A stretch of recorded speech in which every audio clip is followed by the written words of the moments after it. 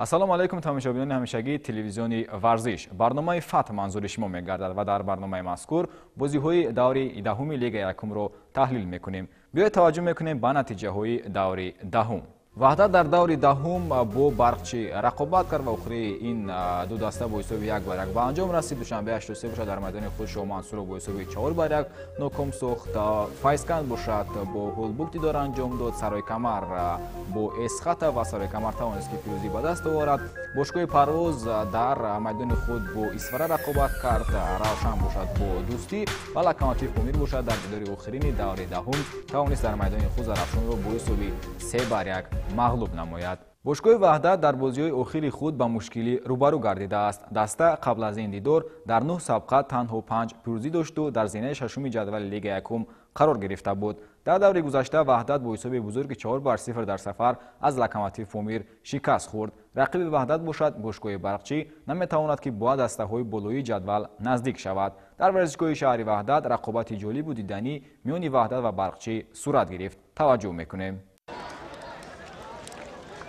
дар идомаи сабқатҳои даври мазкури чемпионат байни дастаҳои ваҳдат ва барқчӣ бозӣ баргузор шуд. бозӣ дар шаҳри ваҳдат доир гардид ва ду дастае ки дар ҷадвали мусобиқот мутаносибан зинаҳои шашум ва нуҳумро ишғол мекунанд дар рӯ ба рӯи ҳам қарор гирифтанд. аллакай дар оғози ин бозӣ футболбозони тими меҳмон ба пеш баромаданд. дар дақиқаи панҷум амриддин худоёров футболбози дастаи барқчӣ тавонист ба задани гол даст ёбад ва гузариши ӯро аз маркази майдон мушоҳида кардем ки баъдан то ба наздикии ҷаримагоҳ омаду бо зарбаи дақиқ худ тӯбро ба дарвозаи рақиб ҷо кард.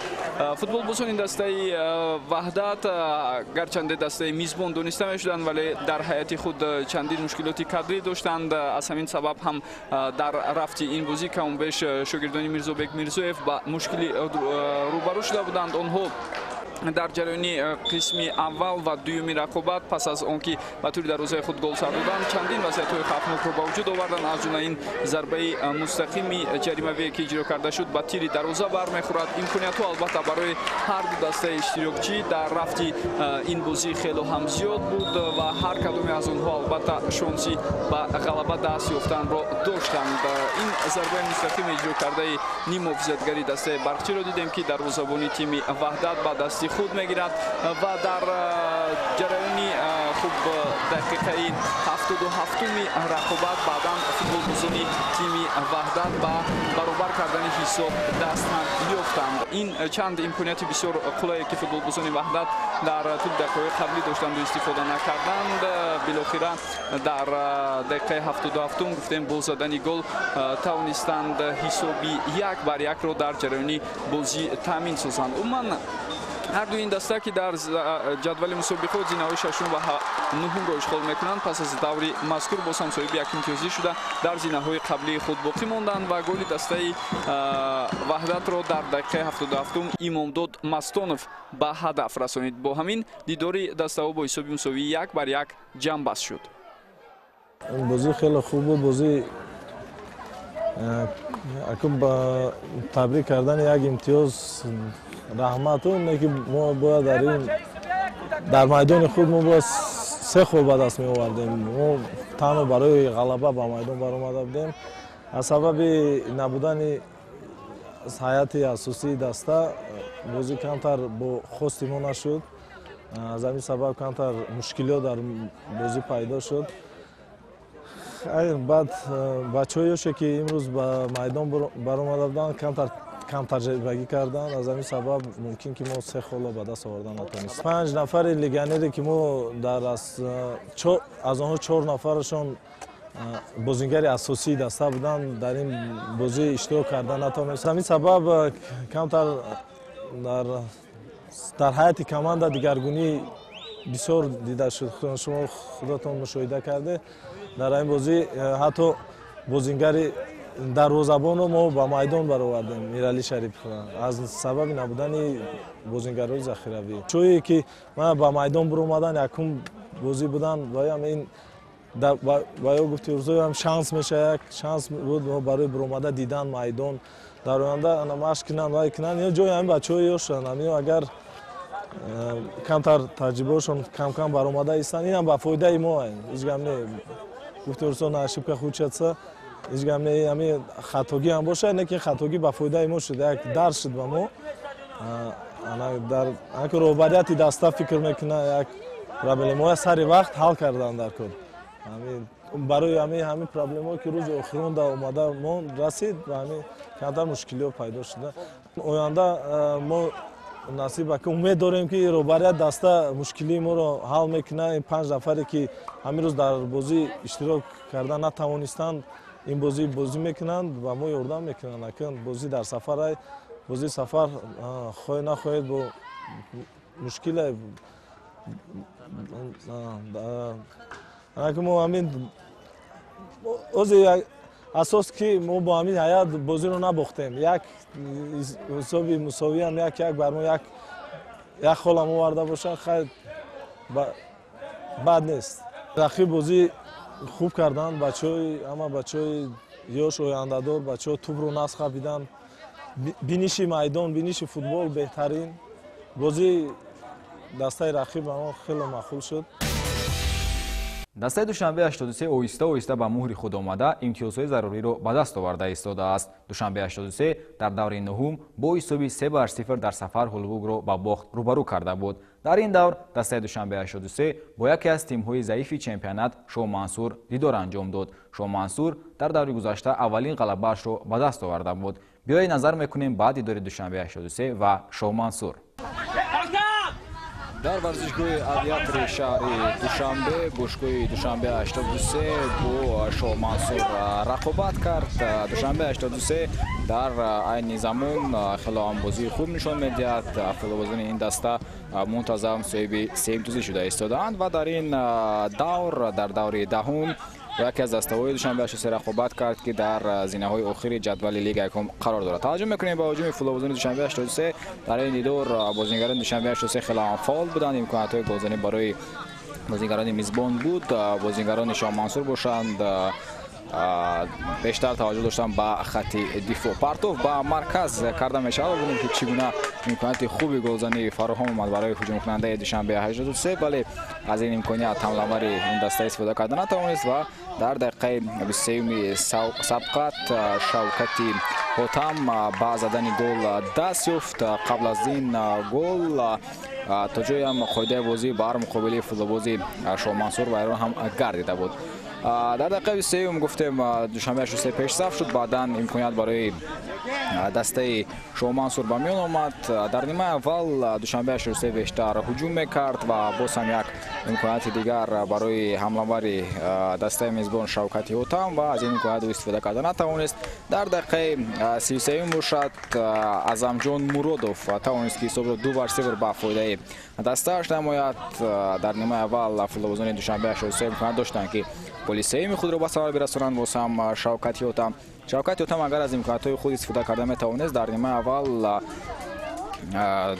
имконият дошт ки ба номаш хетрикро сабт намояд. дар қисмати дуюми майдондорӣ ҳисоб 2-1 мешавад. Анушервони Қобилҷон пас аз партофти Узайр Шарипов тавонист ки аввалин голи Шоҳ Мансурро ба самар бирасонад ва то ҷоям бозигарони Шоҳ Мансур пас аз ин гол ба худам бовар карданд ва имконият доштанд ки ҳисобро баробар намоянд, вале Душанбе 83 ташаббусро ба даст гирифт ва футболбозони мизбон талош карданд ки ҳисобро боз ҳам бузургтар намоянд ба фоидаи худ. мебинем ки имкониятҳо барои ҳамлаварони ҳамлаварони дастаи Душанбе 83 хеле ҳам зиёд ҳастанд. бозигарони ин даста имкониятҳои хубро хеле ҳам зиёд ба миён оварданд. мебинед ки чӣ гуна Исмоил Алимардонов бозӣ кард дар ҳамин ҳамла.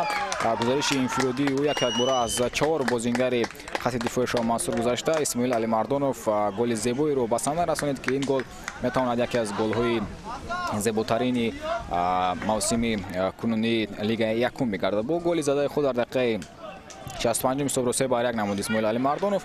بعدا اسماعیل علی مردانوف گزارش میکند توسط کانوری راستی میدان یکی از لوازم فاولی دوشنبه 83 ماس همین بازیگر با حساب میرود. ضربه جریمه پرتاب کرده می شود با داخل جریمه‌گاه شاه منصور و پرویز حمیدوف در دقیقه 75 حساب را 4 بار 1 کرد. پس از این گل زده پرویز حمیدوف الکی معین گردید که کدام دسته در این دیدار غالب می شود و کدام باشگاه صاحب 3 امتیاز می گردد. با بازی خیلی استوار و بازی خیلی زیبای خود دوشنبه 83 هم در قسمت اول و هم در قسمت دوم توانست که با زدن 4 گل دست یابد و بازیگران شاه منصور باشند تنها با زدن 1 گل دست یافتند. دقیقه آخری سبقت است و بازی با حساب 4 بار 1 با فایده دوشنبه 83 ختم گردید. Это у нас другой система, я научил они, по 2 матча они показывают, они могут эта система играть. Потому что раньше у нас был другой гранд-тренер по другой системе. So, за это у меня чуть-чуть тяжело, потихоньку они меня понимают, какой системой я хочу они играть. У нас вот так будет, дальнейшем вот так будет играть. Просто они сейчас я показываю, поэтому момент будет видно. So, дальнейшем они будут это использовать этот момент. Это ничего. Это начало, поэтому. So, дальнейшем будет использовать этот момент. Все должны играть. У меня 2 вратаря. Надо игровой момент. Все. Потому что завтра, если первый вратарь травма, второй, если он не готов, это у меня будет тяжело. So, надо я его менять, тоже он игровой точно будет.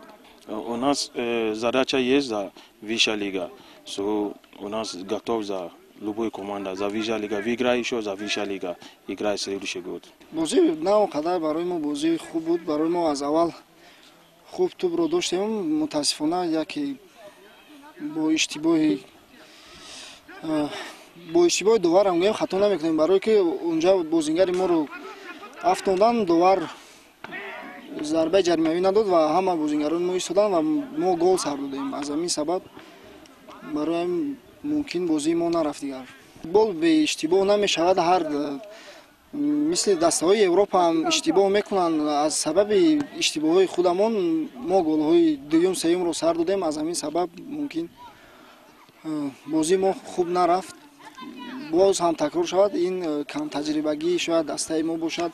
از سبب ما هم جوانیم. از همین سبب ممکن کمی هم تجربه نرسید. ما کوشش میکنیم که در دور دوم بازیگران با تجربه دعوت کنند به دسته و این کمبودی رو برطرف کنیم. پرواز و اسفره دو دسته که در زینه‌های پایانی جدول لیگ یکم قرار دارند در دور دهم با هم رقابت کردند. هر دو دسته در دور نهم با ناکامی روبرو گردیده بودند. پرواز در سفر از اسخط ناکام شده بود. اسفره باشد در میدان خود از فیسکند مغلوب گردید. در این دیدار هر دو دسته برای 3 امتیاز تلاش کردند. در دور دهم چمپیونات تاجیکستان بین دسته‌های لیگ یکم فوتبالبازان دسته پرواز تیم اسفره شهر اسفره را در میدان خود قبول کرده با حساب 3 بر 1 شکست دادند. در دقیقه دهم واخوری بازیگر رقم 8 دسته پرواز اولوغبک خدایوروف حساب را کشاد. بازیگر رقم 13 دسته اسفره دلاور نعمتوف در دقیقه 36 واخوری حساب بازی را برابر نمود.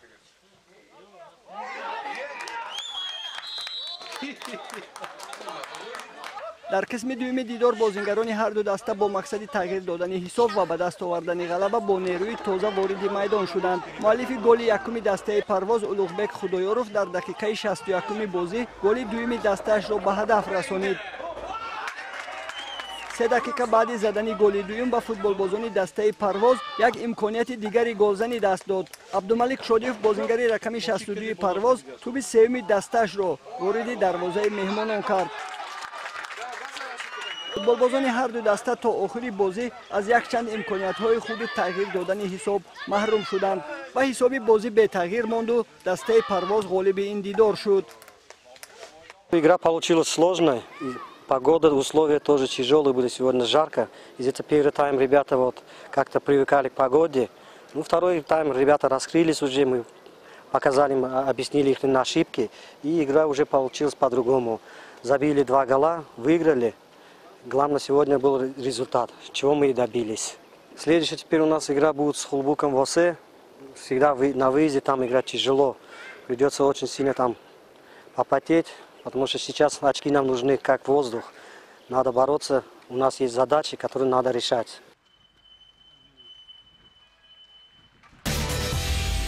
بینندگان ارجمند اکنون بیاید توجه میکنیم بر عقوبت‌های دور 11 لیگ یکم مملکت. در دور 11 که وخوری‌ها سنه 13 ایول صورت میگیرند، زرافشان در میدان خود با وحدت رقابت میکند. دوستی با لوکوموتیو پومیر، اسخاتا با روشن، باشگاه سرای کمر در سفر با اسفاره دیدار انجام میدهد. هولبوک باشد با پرواز، شاه منصور در میدان خود فایسکن را قبول میکند و برقچی باشد در ورزشگاه خود با دوشنبه 83 دیدار انجام میدهد. بینندگان ارجمند در همینجا برنامه فتح به انجام میرسد. خیر تا برنامه‌های دیگر شاد و پیروز باشید.